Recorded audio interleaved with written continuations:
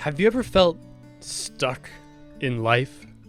Maybe you're choosing to spend hours of every day on your phone, scrolling through social media, or binge-watching TV shows and movies that you've already seen 100 times. Or maybe it's working a job that you don't enjoy or that doesn't challenge you anymore. You've realized that every day you're making these same decisions over and over again because they're easy, they're comfortable. And despite knowing that you don't want these habits to define you for the rest of your life, you don't know how to stop or change. That is how you know you're stuck in the comfort zone. We've all been through something like this at one point or another in our lives. I can tell you that I myself have absolutely struggled with this very same problem at multiple points throughout my life, and never has it been more present than it was over the last year and a half. I mean, 2020, am I right? But in the last few months, I've made some serious progress towards not just understanding this problem, but also taking the strides needed to actually escape my comfort zone purgatory and grow outside of it. And that's exactly what I want to talk about with all of you today. The things that I've learned on this journey of me forcing myself out of my comfort zone, and how van life, or living alone in a box truck in Mexico, has allowed me to do that. Let's get into it.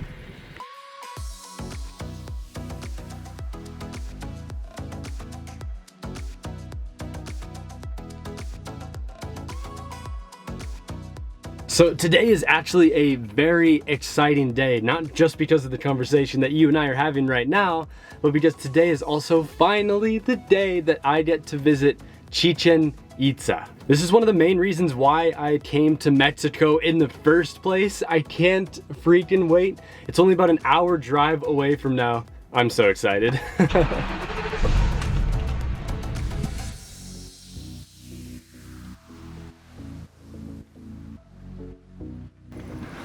Okay, so what you just saw, which was an hour of driving for me, but only a few seconds of footage for you, is actually a great representation of one of the biggest things that I've learned about comfort zones since moving into the van. I always used to believe that the activities that were within and outside of your comfort zone were static or stationary.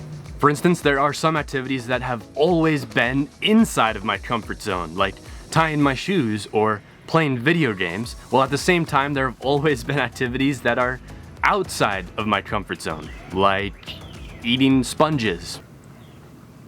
But once I started to look into it a little deeper, I actually learned that your comfort zone can shrink and contract to include fewer activities than it did before, or it can also grow and expand to include activities that previously you didn't feel super comfortable doing. And one of the best examples of that is driving around Mexico by myself. This is something that I definitely wasn't comfortable with before. In fact, when I was planning on coming down here, it was actually something that I was kind of apprehensive about, a little scared about having to do. But now, after 3 months of living down here in Mexico, literally living on these roads, I feel 100% comfortable and confident driving around by myself. And now the activity of driving around a foreign country by myself is firmly within my comfort zone. And that realization was actually a really big turning point for me in starting to truly understand my comfort zone.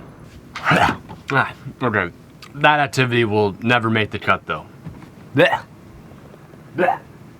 So that was the first big myth about the comfort zone that I started to uncover a little bit. And the next one was also something that I've kind of just believed my entire life and never looked into too much. But it's basically this idea that there is this singular circle of all the activities that you can do without thinking, that you feel comfortable doing, that don't require a lot of resistance in your head.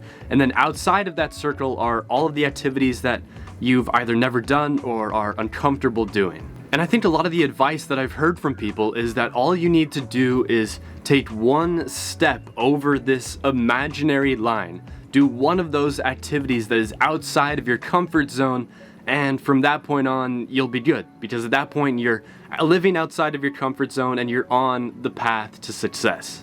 I took that idea to the absolute extreme because a few months ago when I was feeling like I was really in this personal rut when I was back in the United States, I decided to do something crazy and drive this truck by myself 5,000 miles to southeastern Mexico, live by myself, and start making videos. I thought for sure that after a road trip like that and going so far outside of my comfort zone that I would immediately find all of the motivation that I had been missing before, and that right then and there I would be on the right track towards getting out of that personal rut. Spoiler alert, that's not what happened. I got down here and started to spend more time alone in the truck than I ever had before, refreshing my YouTube feed, watching TV shows, doing all kinds of things that I was trying to avoid in the first place. I didn't all of a sudden get new inspiration or motivation like I was expecting to, and honestly it was like everything that happened to me was actually the complete opposite of what I expected to happen to me. And that process really did continue for me personally until I started to visualize the comfort zone differently. I remember sitting down to actually try and solve this problem. I was here in the truck, and at one point I did a quick Google search, literally looking up comfort zone online, and I saw a picture of this graph, and it changed my perspective on everything.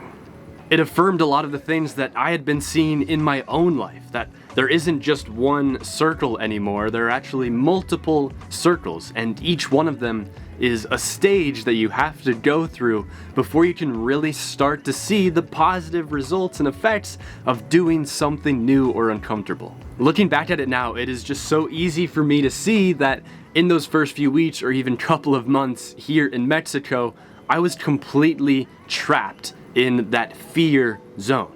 But again, everything changed once I gained that new perspective, and with that in mind, I set out to not just escape my comfort zone this time, but to also break through that fear zone, which I obviously hadn't been able to do up until that point. And after staying parked in the same parking lot in Tulum for literally a month and a half, I started traveling again.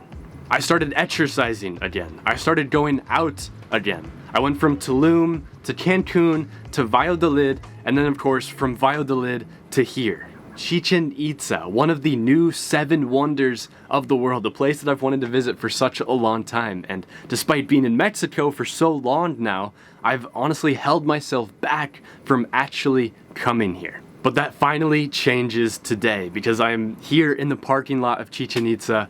I'm so excited to go inside. Let's do it. Chichen Itza is one of the largest and most well-preserved ancient Mayan cities in the world today. It's full of ruins, temples, smaller buildings, all of the things that you could possibly want to see, including the largest ball court in Mesoamerica.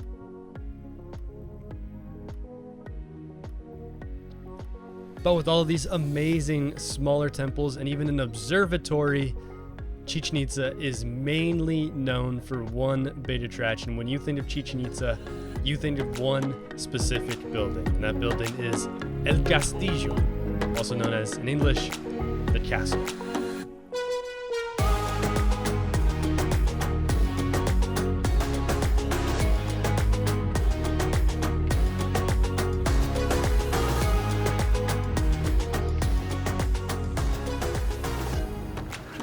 Alright, I am back at the truck, and I must say that whole experience was really cool. It took me about 3 hours to walk around the entire complex, and despite the intense amount of people and the heat, I really enjoyed every minute of the entire time that I was walking around. So Chichen Itza was amazing, and I'm not sure if this is inspired by all of the sacrificial sites that I visited in there, but now I think it's a great time to talk about fear. Come on, that's a pretty good connection back to the rest of the video, right? Come on. So I've been talking about being in the fear zone or being afraid to do something quite a bit in this video already, and I just want to say there's a huge distinction that needs to be made between being afraid to do something because of your personal safety or like fear for your health versus being afraid to do something because you aren't sure what the outcome will be. If you're afraid of doing something because it will put you in danger, then that's probably a huge sign that you shouldn't do it. But on the flip side, if there's something that you're afraid of doing because you just don't know what'll happen, and in your brain you're coming up with excuses not to do it, that's the type of fear that I think we need to work through. So for me, I was never afraid to get on the road and drive in Mexico or travel in Mexico. I wasn't afraid for my personal safety. I was afraid to step out and make videos and put myself in front of the camera again. I honestly didn't know if people would want to watch videos of just me, or if people would want to watch videos of me living in the truck in Mexico, videos that have nothing to do with building the truck anymore. I just built up all of these excuses in my head to not do anything, and of course, because of that fear, I was able to sit in the truck, watch YouTube videos, etc., etc., and that's the fear that held me back. And of course, none of this journey would have been possible for me without van life. It was the tool that I originally used to get myself out of the comfort zone, and of course since then it has allowed me to do all of these amazing things. But that isn't to say that I'm trying to make this video in order to promote van life to you guys, or saying that in order for you to break out of your comfort zone you need to move into a box truck, or that you need to go to Mexico by yourself. Like, no, this is just the tool that I used personally in order to accomplish those things. And for you, there are so many things out there in this world, so many opportunities for you to break out of your own comfort zone, and it doesn't have to be living in a van. It can be whatever it means to you. This entire video was just my story, my journey over the last few months, and the things that I was able to learn, and I hope that is able to help some of you out there, that can maybe inspire somebody out there, because truthfully, I just am so grateful to have discovered all of those things that I did. Again, I wouldn't be visiting Chichen Itza today if it wasn't for this little mini journey. So that's probably the biggest reason why I knew that I had to make this video. Also, I know this video is a very different style than a lot of the videos that this channel has made in the past.